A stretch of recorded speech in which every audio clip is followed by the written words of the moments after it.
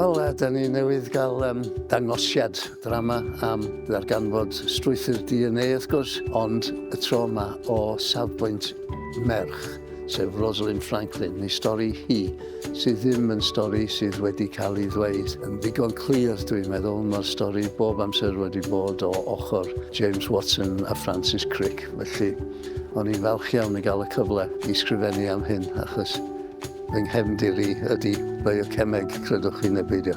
Un o'r pethau anodd heddiw bydd ceisio cyfleu pethau fydd yn cael ei daflu ar sgrinau o gwmpas y theatr pan fydd hwn yn cyrraedd y theatr go iawn. Achos wrth gwrs, mae'r wyddoniaeth dydy o ddim yn syml. Mae'n gymleth ofnadwy, a mae o'n wyrthiol bod yr actorion yma wedi gallu cyfleu yr hyn mae Wyn wedi ysgrifennu. Ac mae hefyd yn glyfar iawn ffordd mae wedi gallu symuleiddio rhywbeth sydd yn ei hanfod.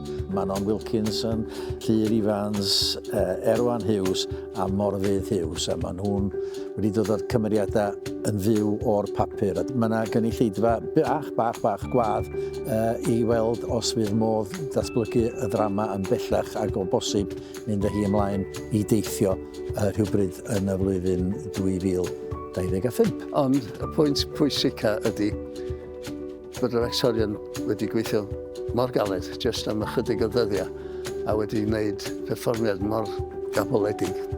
Dwi'n hapus iawn. Diolch.